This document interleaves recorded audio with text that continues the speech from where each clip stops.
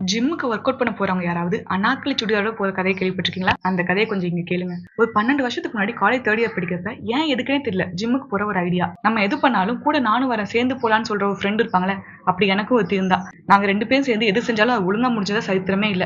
அப்படிதான் அந்த ஜிம்முக்கு நாங்க போய் சேர்ந்து போனோம். எடுத்த உடனே ட்ரையல் பார்க்க 1 மந்த் ஃபீஸ் கட்டி சேராம கால்குலேட்லாம் பண்ணி 1 இயர் சப்ஸ்கிரிப்ஷன் எடுத்தா காசு கம்மியாவதுன்னு சொல்லி மொத்த காசையும் கட்டிட்டோம்.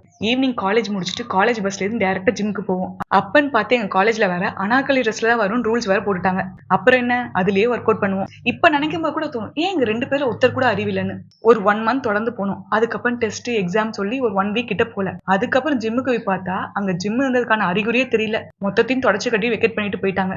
அங்க இருந்த ஒரு அக்காக்கு என்னாச்சுன்னு கால் பண்ணலான்னு கேட்டா அவங்க எனக்கு மேரேஜ் நான் வேலையை விட்டு நின்றுன்னு வேற சொல்லிட்டாங்க. அவ்வளவுதான், ஒரு வருஷத்துக்கு கட்டின காசு ஸ்வாஹா. இதுல ஜிம் ஷூவை டெய்லி காலேஜுக்கு வேற கொண்டு போயிட்டு வர முடியாதுன்னு அங்கேயே வேற ஸ்டோர் பண்ணி வச்சோம். அதையும் வேற சேர்த்து எடுத்துட்டு போயிட்டாங்க. அன்னைக்கு வந்ததுதான், அதுக்கப்புறம் எந்த ஜிம்லயும் நான் சேரவே இல்லை.